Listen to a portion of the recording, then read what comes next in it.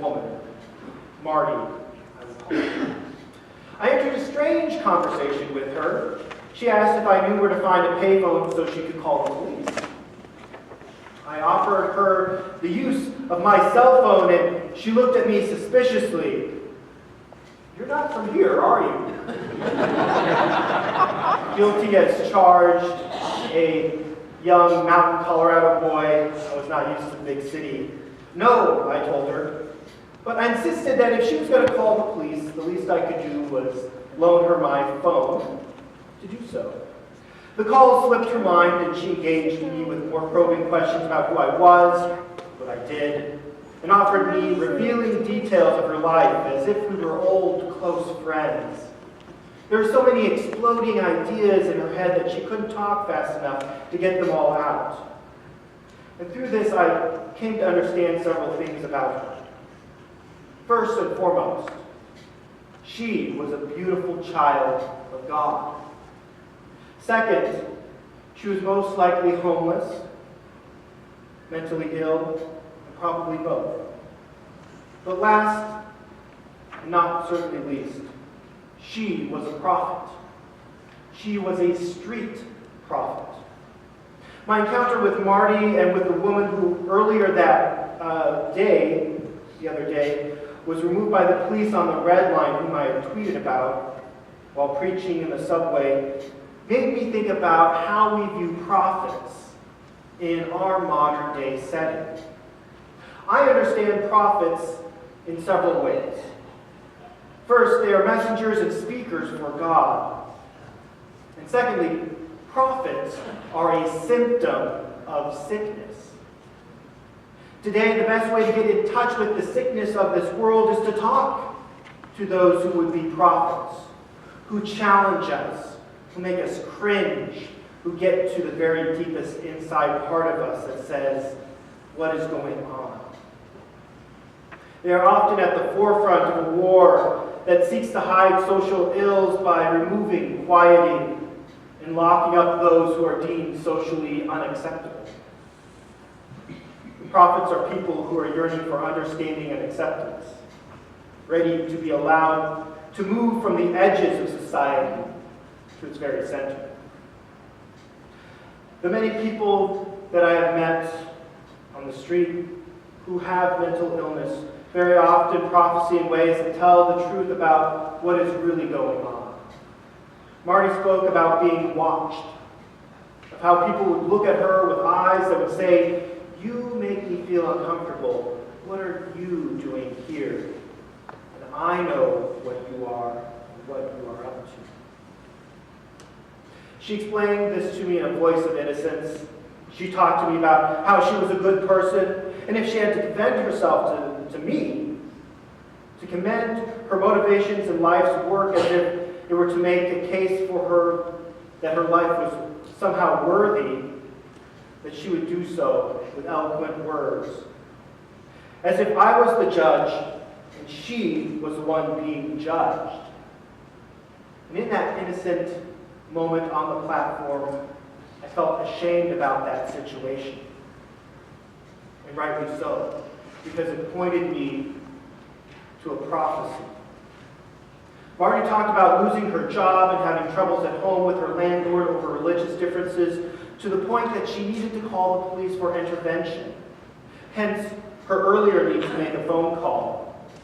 And to talk with the police about her struggles with affordable housing and access to health care. When Marty confronted me with these realities, these truths, she made me aware of the social conditions, the political conditions, and the religious conditions by which she was being pulled apart and strained by. She spoke directly to the sickness that confronted her own mental illness, and to the city that she lived in, its social illness. And most importantly, to the spiritual crisis attending many in this country. And in those acts, she became prophetic.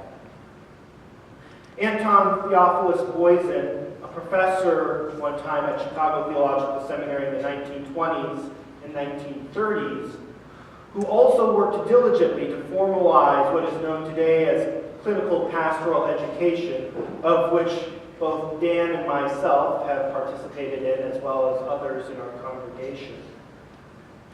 Anton Boysen confessed humbly and almost reluctantly, but with great hope, that it might shed light into the issues facing us during this time, that he himself at one point struggled with schizophrenia.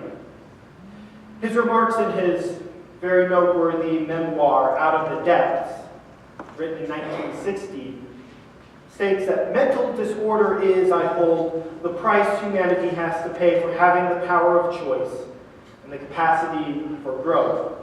And in some of its forms, it is a manifestation of healing power, analogous to fever or inflammation in the body. Inflammation in the body works in the same way as a prophet on the street, as a prophet in our church, as a prophet in our politics. They seek to bring awareness to what is wrong. And where is our inflammation today? Where have all the prophets gone? I reply without a doubt that the prophets have not gone anywhere. They have been here all along, on our streets and in our mental institutions.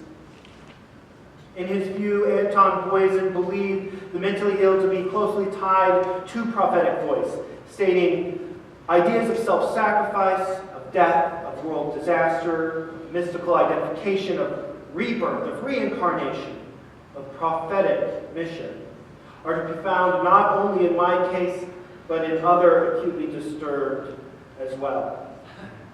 Boysen was also keenly aware of not idealizing the role of mental illness in prophecy. Not all prophets are or were mentally ill, and not all who are mentally ill are prophets. In struggling with his own schizophrenia and role as a pastor, Anton Boysen had to sort out these ideas of prophetic mission, and wrote in his aptly named autobiography, Out of the Depths. The presence of such ideas, when free from malignant tendencies such as suspicion, hostility, fault-finding, self-depreciation, wishful thinking, and eroticism, means usually that the healing forces are in operation, that hidden things are being brought to light, and in that the suffering is striving desperately to face what for them is ultimate reality. For Boysen, the hidden has to be brought into the light in order for it to be healed. He struggled to find the sense in his own nonsense, to climb out of the depths, and to be heard as a person fully passionate and filled with love for God and for God's kingdom. This is also the way that prophets have been presented to us throughout the history of Israel. They are the ones on the street who are complaining and proclaiming. Abraham Herschel, author of a book called The Prophets, an introduction to the Old Testament prophets, says that this book is about some of the most disturbed and disturbing people who have ever lived. Indeed, disturbing to the point they were removed from the streets, urged to be quiet, and locked away where they would no longer do harm to society. Rabbi Heschel notes the divisiveness of prophetic proclamation in the prophet Micah, a contemporary of the prophet Isaiah in the late 8th century BCE. Micah screams for justice to be upheld, citing to the authorities the atrocities being acted out upon God's beloved people, and reminding them of the covenant with God. Yet the authorities replied to Micah in chapter 2, verse 6 of his prophetic voice. They say, "Do not preach," the prophet is told. "One should not preach of such things. Disgrace will not overtake us." Yet over and over and over again, the prophets of Israel set about to make us aware of the social, political, and religious conditions in which God's people were being strained and pulled apart. But more so than just pointing out the bad, they proclaimed the good, the coming of a just God who will establish a new kingdom. Micah's famous question posed to the people of Israel, what does the Lord require of you? Could be a summation of Jewish principles. Abraham Herschel calls it the most urgent question of religious existence. In the Jewish Publication Society's study Bible, scholar Ehud Ben Zvi comments on the question by quoting 3rd century Rabbi Shimlai. 613 precepts were communicated to Moses. 613 laws given in the Ten Commandments, Leviticus, Deuteronomy, and Numbers. Micah came and reduced them to 3 principles: to do justice. This concerns justice. And to love goodness. And this concerns Jimilat Hasadim, acts of kindness. And to walk humbly with your God. This concerns walking in funeral and bridal processions. Marty asked me a question when I first approached her on that train platform several years ago. Are you okay? It is truly a profound question, and one that I believe ties in deeply to the response to the question that Micah asks. We should be doing justice, loving kindness, and walking wisely with our God.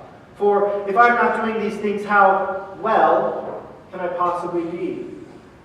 If our cities and our communities are not doing these things, how socially well can we possibly be? If our churches and our ministries and we are not doing these things, how spiritually well could we ever seek to be? Prophets are symptoms of sickness, indeed. And we see physical sickness today in broken healthcare systems. Today, nearly 65% of bankruptcies filed in America are related to unpaid health bills, with 3 out of every 4 healthcare bankruptcies citing they did not have health insurance. Budget shortfalls across the country have caused lapses in community health services, especially now, services which we provide to those on the margins, leaving the least of these vulnerable without a basic human right. We see social sickness in a consuming and capitalistic society that judges the worth of a person on a merit system. You are worth only what you earn. This labels those who cannot afford rocketing housing and living costs as problems that must be shooed away.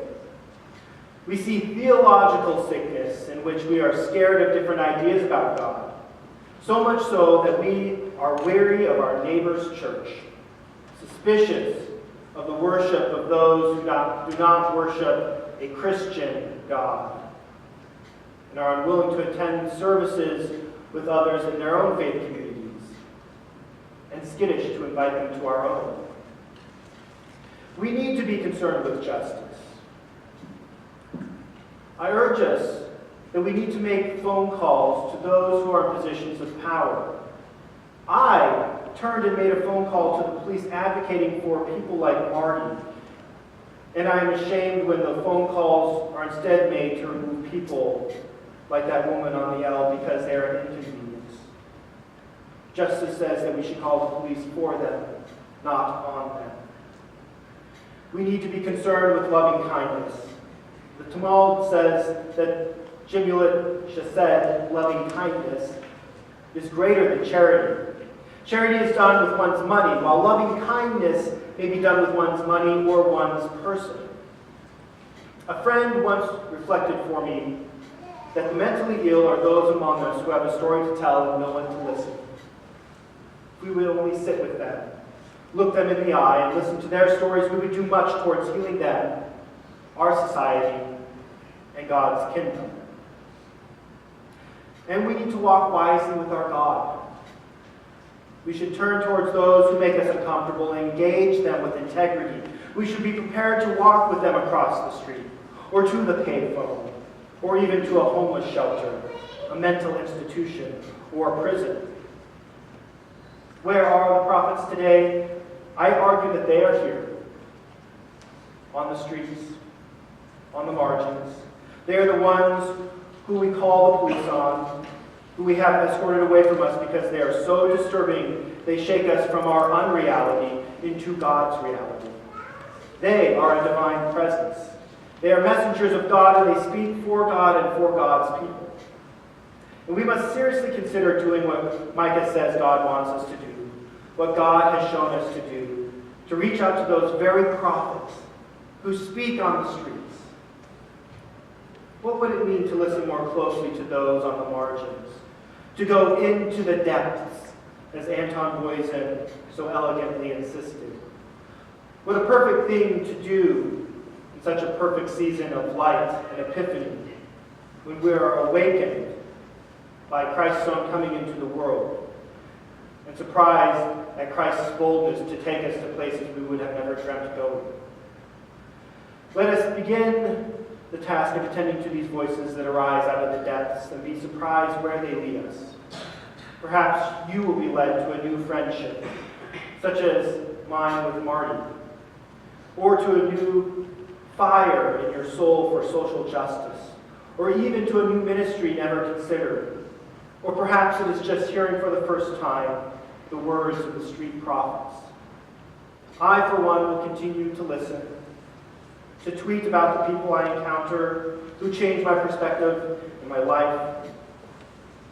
The woman that I met on the Red Line, Marty, helped me to understand that prophets are a symptom of a sickness in this world, physical, theological, and spiritual, and social. Just because we have hidden the symptom does not mean that the sickness has gone away. Let us sing today Micah's words to do justice, to love kindness, and to walk humbly with our God. Turning to your bulletins, you'll see